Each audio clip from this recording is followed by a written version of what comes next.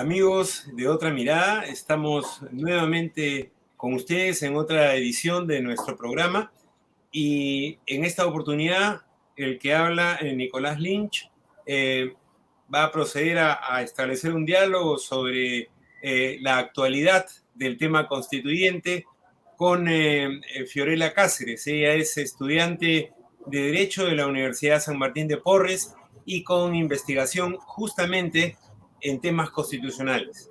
Fiorella, ¿cómo estás? Qué gusto tenerte en Otra Mirada.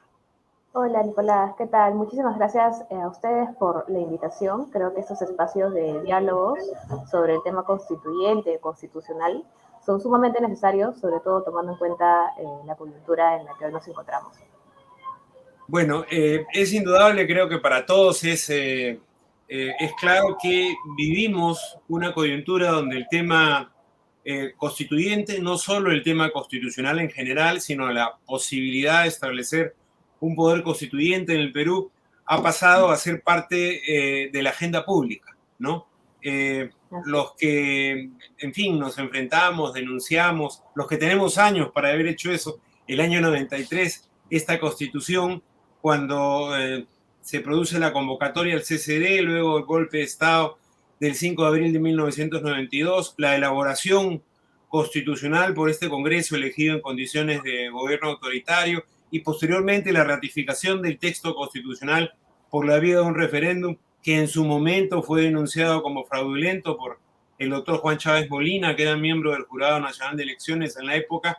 En fin, para los que hemos vivido todo eso y hemos sido de alguna manera protagonistas, tiene algo de reivindicación, disculpen, el que nuevamente vuelva a estar en cuestión el tema, y no solo como una denuncia al texto de 1993, sino también con la posibilidad de que en este momento de crisis, de turbulencia, empecemos nuevamente con un momento constituyente, con un debate sobre la posibilidad de un poder constituyente que esté no solo ligado a la discusión jurídica, sino quizás en primera instancia que esté ligado a la actualidad política del país. Empezando por allí, Fiorella, eh, ¿cómo te sientes tú vitalmente como una persona, por supuesto, con muchos años menos que el que habla, digamos, enfrentada a esta actualidad constituyente? Digamos, ¿cuál es tu sensibilidad al respecto? La de la generación con la que seguramente convives, tanto en la escuela de Derecho en la que estás como en general, la juventud hoy día. ¿Cómo se ve desde esa experiencia generacional sí. este momento, digamos?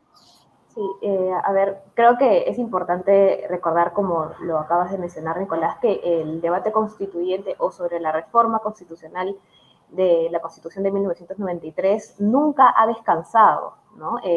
Recordemos la Comisión PIS, ¿no? Incluso apenas se restaura la democracia en el Perú, acabado el régimen fujimorista, se discutía se discutía seriamente en las comisiones de constitución del Congreso eh, que debía, digamos, cambiarse totalmente la Constitución del 93 y, digamos, volver, retornar a la Constitución de 1979 como un símbolo del retorno a la democracia. Posteriormente se han efectuado diversos estudios para reformar la Constitución del 93. Algunos han determinado que estas reformas deberían ser parciales, por ejemplo, como la Comisión de Alto Nivel para la Reforma Política, liderada por Fernando Tuesta, y otras proponían, digamos, que esta sea sustituida, que sea cambiada totalmente, como lo hizo, por ejemplo, la Comisión PIS.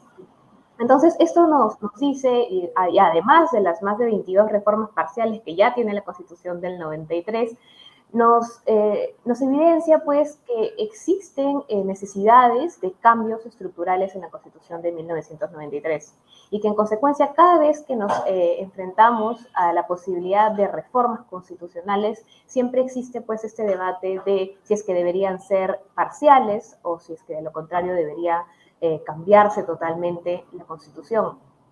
Te comento, en la universidad, digamos, la postura de cambiar totalmente la Constitución es, digamos, una postura casi extrema, radical, ¿no? Digamos, no es usual que muchas personas de mi edad al menos se muestren a favor de la Constitución, del cambio de la Constitución de 1993, sino, digamos, optan por una postura un poco más, entre comillas, moderada, que serían las reformas parciales.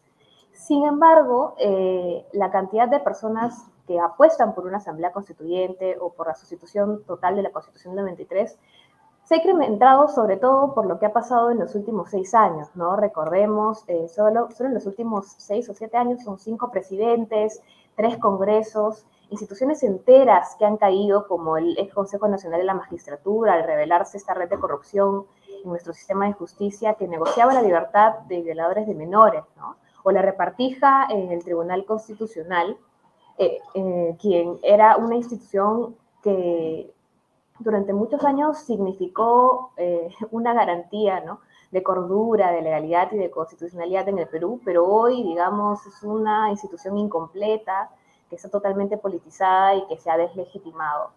Entonces, desde esa perspectiva, yo creo que ya en la juventud sí, digamos, se ha insertado la discusión constituyente con mucha más seriedad, porque todas las debilidades del sistema político, del régimen político que instauró la Constitución de 93, se han develado y se han agravado mucho más con la pandemia, ¿no? Qué Entonces, interesante que tú señales que nunca ha descansado el cuestionamiento.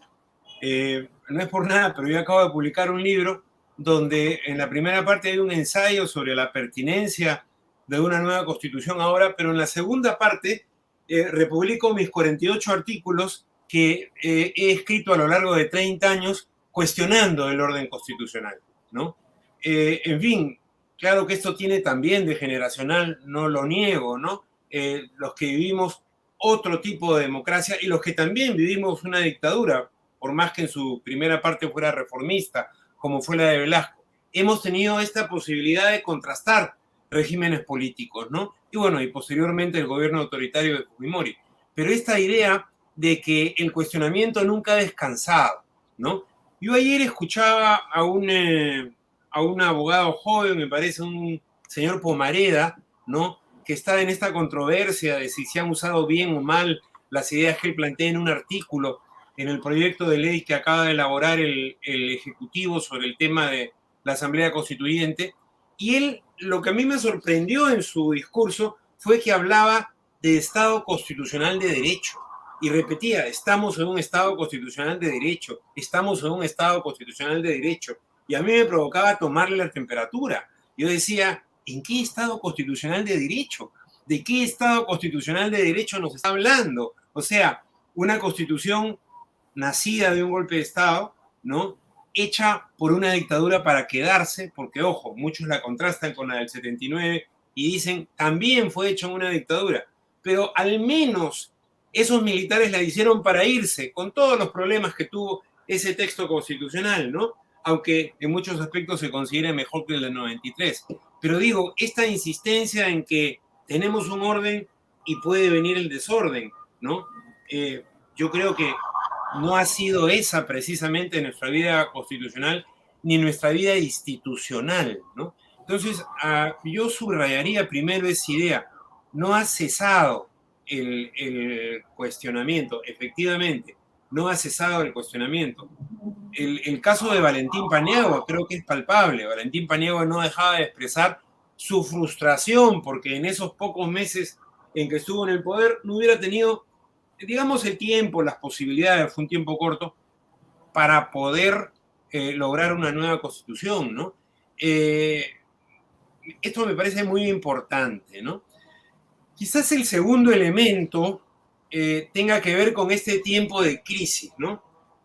No sé, Fiorella, tú debes haber escuchado en los medios decir reiteradamente en estos días, no se puede hacer una nueva constitución en turbulencia, ¿no? Y yo me preguntaba, ¿qué constitución se ha hecho en momentos de calma, ¿no? Desde Sieyès, con las constituciones del 91, del 93, del 95, 1700, me refiero a 91, en la Revolución Francesa, a la propia Constitución norteamericana. No sé cómo ves esto tú, la relación crisis-constitución. Nicolás, tienes toda la razón. Solo los momentos realmente caóticos y de crisis, si queremos llamarlo, son los que generan una nueva constitución, la implantación de un nuevo orden. Sería ilógico pensar que cuando todo va bien, alguien se siente y dice, bueno, tenemos que cambiar la constitución ahora que todo va en orden. Si todo Se me va bien, ocurrió la idea, ¿no? lógicamente, Un poco claro, lógicamente si todo va en orden, en realidad no habría nada que cambiar. Quizás algunas cosas que mejorar, pero para eso existen las reformas parciales. Pero es precisamente cuando un sistema político colapsa, como el sistema que instaura la Constitución de 1993, que cuando uno, digamos, se pone a pensar con seriedad la posibilidad de una asamblea constituyente o de una reforma total de la Constitución, ¿no? Y reafirmando lo que acabas de mencionar hace un momento, ¿no? La Constitución del 93 o el sistema de gobierno de la Constitución del 93 está diseñado para que una sola fuerza política gobierne tanto en el Ejecutivo y que lidere también el Legislativo, ¿no? Y cuando sanamente, como sucede en toda democracia, se genera una posición, ya sea ideológica, política, partidaria, o la que fuese, entre estos dos poderes del Estado, el sistema colapsa, ¿no? Y solo queda la posibilidad de que uno permanezca y que el otro, el más débil en este caso, se disuelva, sea vacado o sea censurado, ¿no? Y eso lo hemos visto, digamos, en estos últimos años, ¿no? Como lo vuelvo a repetir, son 5 presidentes, 3 congresos, instituciones que están, digamos, al borde del colapso, ¿no? Entonces, si eso no es una muestra de una crisis institucional, dejando de lado la crisis social, la crisis económica y la crisis política, que también las tenemos, entonces, digamos, ¿cuándo es que podemos decir hay que cambiar las reglas del juego? No, no podemos seguir con estas reglas. Y aquí vendrá, digamos, algunas personas a decirnos, sí, pero existen las reformas parciales. Sí, existen las reformas parciales, pero las reformas parciales tienen una lógica de actualizar, no tienen una Ajá, lógica de sustituir y de alterar, interesante. Sí. ¿no? Entonces, las reformas parciales técnicamente están diseñadas o pensadas en el derecho constitucional para poder ir ajustando aquellas cosas que quizás no fueron previstas por el poder constituyente, pero nunca, nunca deben usarse para sustituir la voluntad del poder constituyente. Es decir, Ajá. si el poder constituyente propone una fórmula política, esa fórmula política tiene que ser respetada. Si la queremos cambiar, tenemos que volver a convocar un poder constituyente a través de Tu, una tu asamblea reflexión, constituyente. tu reflexión, Fiorella, me lleva a esta idea que también ha sido repetida en los últimos días y que yo en un artículo que estoy escribiendo llamo la fábula constituyente. O sea, se nos dice que es muy peligroso plantear activar el poder constituyente. Primero porque, claro, cuestionan la idea de que estamos en un tiempo extraordinario y acabamos de hablar de que estamos en un tiempo extraordinario. Y segundo, dicen, cuidado, el poder constituyente tendría todo el poder. Por lo tanto, esto como que infieren, creo yo falsamente, que estaríamos sentando las bases de un gobierno autoritario, totalitario, una dictadura en su extremo. ¿Qué opinas tú de eso? Cuál es el carácter del poder constituyente y, de alguna manera, también los límites del poder constituyente? Sí, a ver, eso de, digamos, del poder constituyente con poderes ilimitados es una ficción que creó el derecho, digamos, para poder describir un tanto lo que significa un poder constituyente como el poder que va a crear la fuente de normas, ¿no? O sea, es un poder, ¿Ah? digamos, que nace de la nada y que lo regula todo, pero eso es una ficción, en el derecho nos encantan las ficciones, eso es una ficción. Veamos, miremos nuestra historia. Con la Constitución de 1999, 93, perdón, se promulga la Constitución y no se cambian, digamos, otros cuerpos normativos como el Código Civil sigue siendo el Código Civil, el Código Penal sigue siendo el Código Penal y, digamos, un montón de normas siguen existiendo allí y siguen, digamos, manteniendo su vigencia en el ordenamiento jurídico, ¿no? Digamos, esta idea de que el poder constituyente no tiene límites es una ficción que nos puede ayudar a entender un poco cómo es que el poder constituyente va a crear aquella norma que va a encabezar y que va a organizar todo el ordenamiento jurídico de un Estado, ¿no? Pero no significa que la Asamblea Constituyente, el Congreso Constituyente, la Convención Constituyente, como queramos llamarle a ese órgano, no tenga límites en el ejercicio de su poder. Eso es falso, ¿no? Existen límites materiales que van a ser, digamos, los valores, ¿no? Las ideologías que tenemos, digamos, como cultura, como sociedad en cada uno de los estados, digamos. Creo que es impensable que alguien, que digamos, en el escenario que se plantee o que se dé una asamblea constituyente, alguien vaya a la asamblea constituyente a proponer una monarquía, ¿no? O a proponer, digamos, o eliminar, digamos, la propiedad privada. Eso no va a ser, digamos, Claro, se aceptado da por en la un ámbito población. de competencia política, ¿no? Quizás ese Claro, sea lo más interesante y el límite más real, ¿no? Nadie está claro, los límites planteando que se materiales. termine la competencia política, al contrario, queremos Exacto, hacerla mayor, más intensa, ¿no? Ahora, exacto. tú me has hablado de cómo la Constitución del 93 estaba hecha para que haya una sola voluntad que controle el conjunto del sistema político. Yo pasaría un poquito a la parte económica, al famoso, creo que es título tercero de la Constitución del 93. Uh-huh. Y allí, ¿qué cosa veo yo? Y me gustaría tu opinión, ¿no?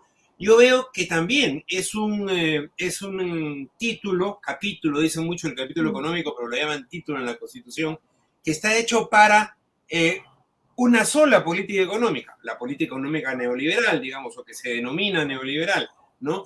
Que a la postre termina fortaleciendo digamos, a unos 15 o 20 grupos monopólicos, que son los que se han desarrollado y han promovido un gran crecimiento del Producto Bruto Interno en las últimas décadas, con la contraparte de una aguda desigualdad. Justamente por eso es que entra en cuestión el conjunto del sistema.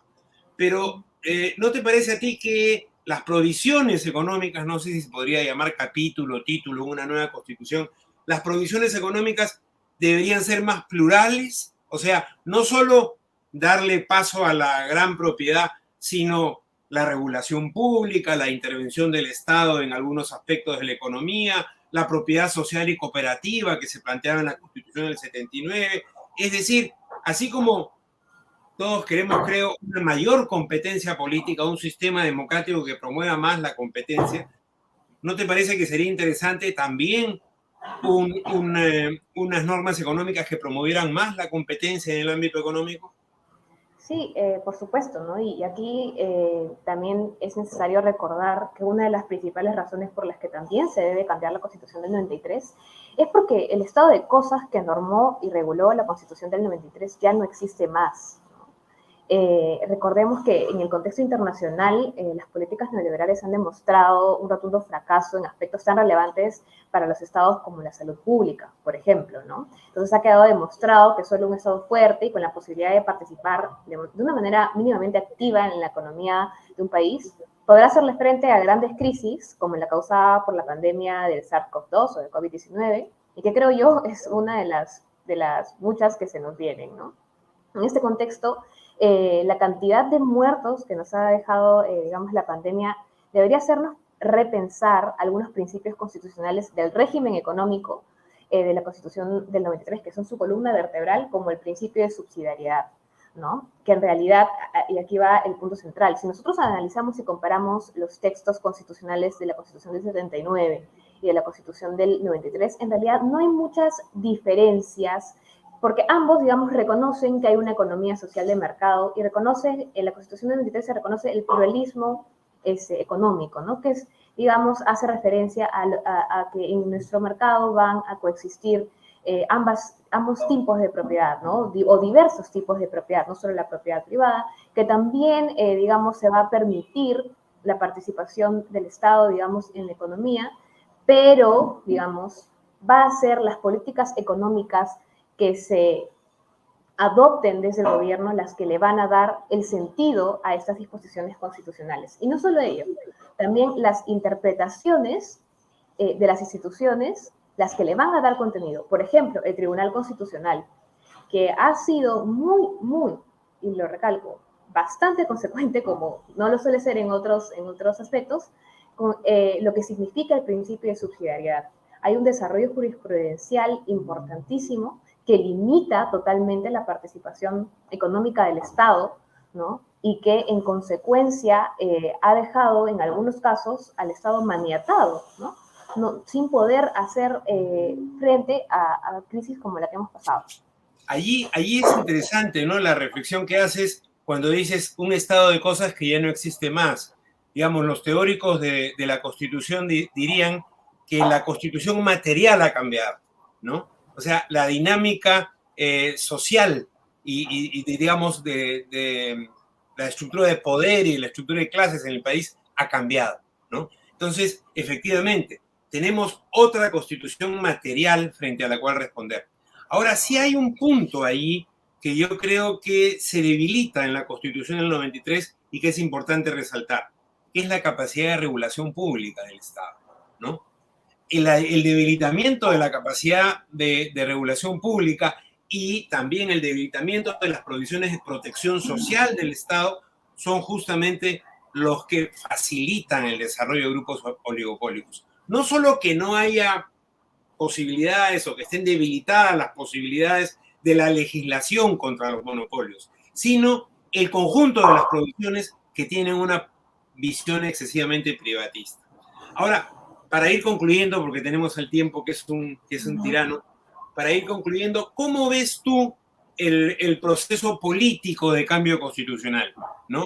En fin, hemos tenido que este reclamo constituyente, que como bien dijimos al principio ya dura muchos años, se ha puesto en actualidad en los últimos 2 años, diría yo, desde que los estudiantes salieron a la calle en noviembre del 2021 y que nuevamente todos los movimientos sociales de protesta que tenemos ponen en su pliego de reclamos asamblea constituyente o nueva constitución o los dos, en fin.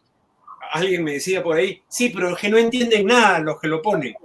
Digamos que las mayorías populares, creo yo, razonan por intuición, ¿no? Se dan cuenta intuitivamente de lo que les conviene y de lo que no les conviene. Además, identifican a los enemigos de ese tipo de frases y dicen, si los otros quieren esto, debe estar mal, ¿no? Entonces, digamos, no es tanto un razonamiento deductivo, en fin, como el que tratamos de hacer ahora, hay que tener eso en cuenta. Pero, en fin, ¿cómo ves tú este proceso político? El gobierno ha tenido esta iniciativa, indudablemente tardía, muchos la esperábamos hace varios meses, pero pone el tema en debate, ¿no? Pone el tema en el debate más allá de la debilidad del presidente Castillo, del bloqueo permanente de la derecha en el Congreso. ¿Desde dónde crees tú, no, que debe surgir, que se debe desarrollar el impulso más importante para continuar con el proceso constituyente? Que sabemos que no es un proceso de la noche a la mañana, ¿no? Que sabemos que es un proceso que toma no solo los plazos cortos, sino los plazos medios también, ¿no? Y prefiero no hablar de los largos, en realidad. Sí, por supuesto. En realidad, sí. Para empezar, hablando sobre el proyecto que ha presentado el Ejecutivo del Congreso, que has caracterizado como tardío, yo estoy de acuerdo de que ha sido tardío, pero que además es, digamos, técnicamente muy incorrecto, ¿no? A mí me sorprende que teniendo a grandes juristas como el doctor Landa o como el propio Premier Aníbal Torres hayan hecho un proyecto de ley con tantos errores de técnica legislativa.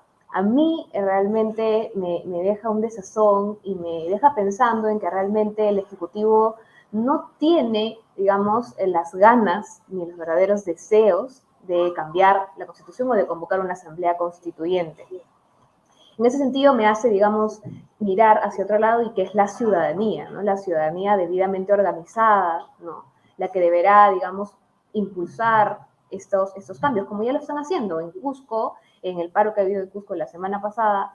Muchas personas reclamaban, digamos, como una salida a la crisis, que se convoque una asamblea constituyente. Como les he dicho también, en noviembre del 2020 muchos jóvenes salimos con un descontento, digamos, no solo porque habían vacado a un presidente en un contexto muy crítico en el país, sino porque el Congreso estaba ejerciendo de manera abusiva sus potestades, y todo esto en el marco de lo que permite la Constitución de 1993 en su parte orgánica. Entonces, como lo dije hace un momento, creo que, digamos, el impulso para una asamblea constituyente debe surgir desde la ciudadanía. Dudo mucho que pueda resultar viable que exista un diálogo o que se puedan poner de acuerdo el Ejecutivo y el Legislativo y promoverla de manera institucional a través de una reforma constitucional, digamos, siguiendo el cauce legal, ¿no?, o jurídico que se establece en la Constitución del 93 o las posibilidades que ella ofrece, ¿no? Entonces, sí, la ciudadanía debe, digamos, tomar una postura política, politizar y, digamos, reconocer, traducir sus demandas populares, porque hay muchas personas que no, digamos, se quejan de unas cosas, por ejemplo, como los precios de los alimentos, ¿no? O de la inestabilidad política y económica, pero no caen en cuenta de que, por ejemplo, la crisis política, de que muchos de esos problemas tienen su origen en la Constitución de 1993. Como le dije, la crisis política. ¿Por qué se genera, preguntémonos, ¿no? ¿Por qué se genera, digamos, esta situación de que cada 2 semanas o cada 3 semanas a algún congresista se le ocurre presentar una moción de vacancia y cada 2 semanas estamos discutiendo si es que se debe vacar o no al presidente de la República, ¿no? ¿Por qué? Porque la Constitución lo permite, ¿no? La Constitución lo permite. ¿O por qué, digamos, se plantearon múltiples censuras, ¿no?, a gabinetes enteros en el gobierno que inició con PPK y que terminó con Francisco Sagasti? ¿Por qué? Porque la Constitución lo permite. ¿Y cuál es la salida, digamos, de estos problemas? Reformar la Constitución, pero reformar esos aspectos de la Constitución no se pueden hacer vía reforma parcial. Se tienen que hacer a través del poder constituyente, porque estamos alterando la fórmula política de la Constitución del 93. Y las reformas parciales no son, digamos, para alterar, sino para actualizar, para ajustar, más no para sustituir. Entonces, Fiorella, sí. muchas gracias, muchas gracias. El tiempo nos vence, desafortunadamente, pero te agradezco verdaderamente esta entrevista. Creo que ha sido muy interesante. Nos ha aclarado un conjunto de puntos sobre esta situación constitucional y seguramente que continuaremos en otros programas discutiendo estos temas, ¿no? Queridos amigos, nuevamente con ustedes hemos estado en esta oportunidad. Hasta la próxima mesa política. Muchas Que lo gracias, pasen Nicolás. bien. Gracias a todos. Un Gracias, saludo. Fiorella.